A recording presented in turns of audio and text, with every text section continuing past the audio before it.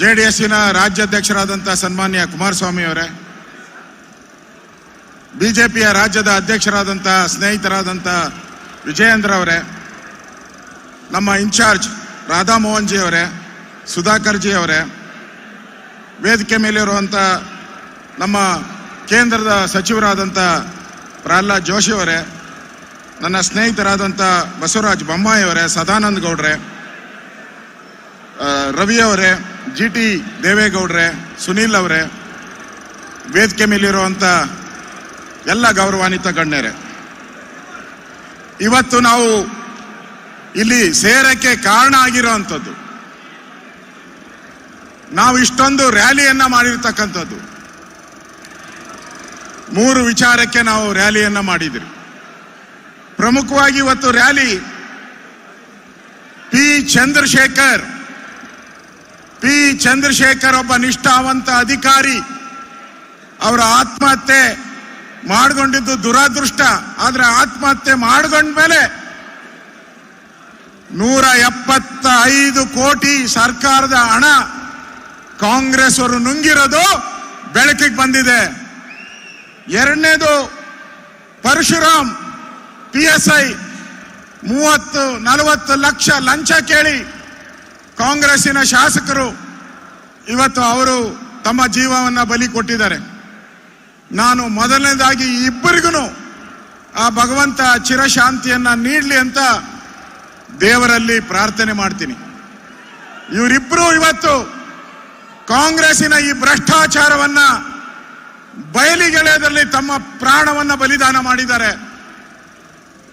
ಇವರಿಗೆ ಕೊಟ್ಟಂತ ಕಿರುಕುಳ, ಟಾರ್ಚರ್, ಚಿತ್ರಹಿಂಸೆ ಯಾವುದೇ ನಿಷ್ಠಾವಂತ ಅಧಿಕಾರಿಗೆ ಇನ್ನು ಮುಂದೆ ಬರಬಾರದು ಅಂದ್ರೆ ಇಲ್ಲಿರುವಂತ ಕಾಂಗ್ರೆಸ್ಸಿನ ಸರ್ಕಾರ, ಇಲ್ಲಿರುವಂತ ಸಿದ್ದರಾಮಯ್ಯ, DK ಶಿವಕುಮಾರ್ ತೊಲಗಿಲ್ಲ ಅಂದ್ರೆ ನಿಷ್ಠಾವಂತ ಅಧಿಕಾರಿಗಳಿಗೆ ಇಲ್ಲಿ ಸ್ಥಳ ಇಲ್ಲ.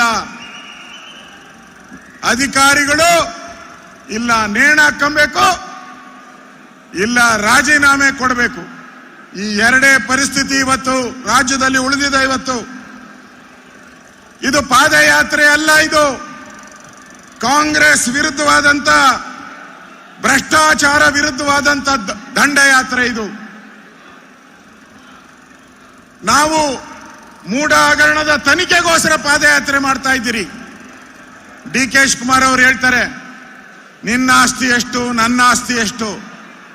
ನಾವು ಇದನ್ನ ಕೇಳ್ತಾನೆ ಇದ್ದೀರಪ್ಪ, ನಿನ್ನ ಆಸ್ತಿ ನನ್ನ ಆಸ್ತಿ 20 ವರ್ಷದಿಂದ ಕೇಳ್ತಾ ಇದ್ದೀರಿ. ಅದಲ್ಲ ಪಾದಯಾತ್ರೆ.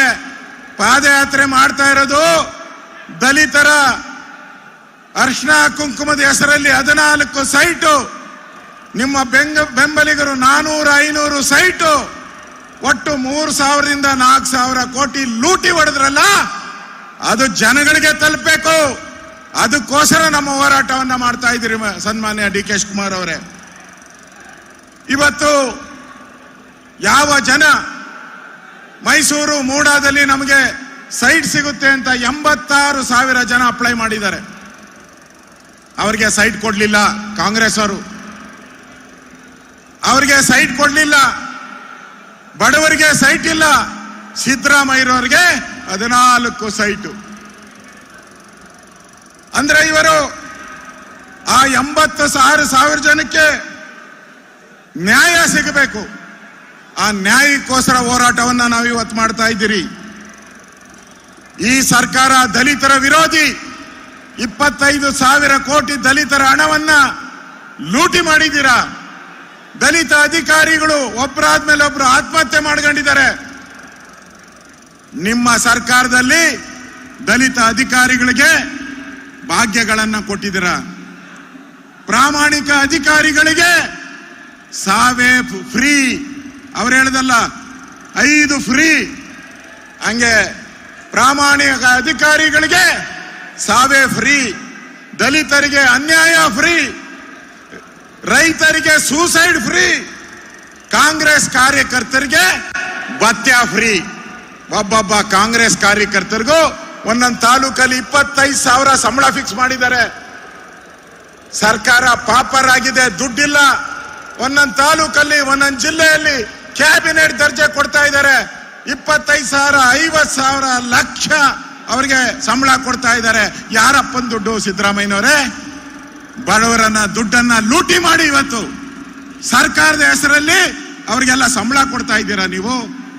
ನಾಚಿಕೆ ಆಗಲ್ಲ ನಿಮ್ಗೆ? ಇವತ್ತು ಈ ಹೋರಾಟವನ್ನ, ಇದೊಂದು ಕಾಂಗ್ರೆಸ್ಸಿನ ಶವ ಪೆತ್ತಿಗೆ ಯಾತ್ರೆ ಇದು ಅವ್ರದ್ದು.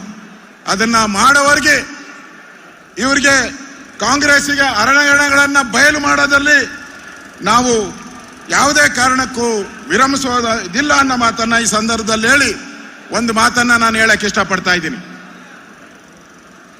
ದಲಿತರ ಆ ಜಮೀನು 3 ಎಕರೆ 16 ಗುಂಟೆ ಅದನ್ನ ತಗೊಂಡಿದ್ದು ಎಷ್ಟು ಗೊತ್ತಾ?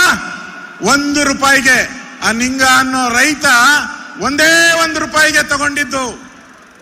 ಇವ್ರು ಎಷ್ಟಕ್ಕೆ ಬರ್ಸ್ಕೊಂಡ್ರು ಗೊತ್ತಾ? ಅದನ್ನ ಇವ್ರು ಬಾಮೈದ 5 ಲಕ್ಷಕ್ಕೆ ಬರ್ಸ್ಕೊಂಡಿದ್ದು. 1 ರೂಪಾಯಿ, ಇವರು 5 ಲಕ್ಷಕ್ಕೆ ಬರ್ಸ್ಕೊಂಡಿದ್ರು. ಈಗ ಸಿದ್ದರಾಮಯ್ಯನವ್ರು ಎಷ್ಟು ಕೇಳ್ತಾವ್ರೆ ಗೊತ್ತಾ? 62 ಕೋಟಿ. ನೋಡಿ, 1 ರೂಪಾಯಿ ಜಮೀನು ಹೆಂಗೆ 62 ಕೋಟಿ ಆಗೋಯ್ತು. ನಾಚಿಕೆ ಆಗಲ್ಲ ಸಿದ್ದರಾಮಯ್ಯನವ್ರಿಗೆ? 62 ಕೋಟಿ ಕೇಳ್ತಾ ಇದ್ದೀರಲ್ಲ. ದಲಿತರ ಜಮೀನು, ನೀವು ಲೂಟಿ ಹೊಡೆದಿರೋ ಜಮೀನು ಇದು. ಬಡವರ ಜಮೀನು. ದಲಿತರಿಗೆ ಜಮೀನು ಕೊಡಬೇಕಾಯ್ತು ಸರ್ಕಾರದ ಕರ್ತವ್ಯ.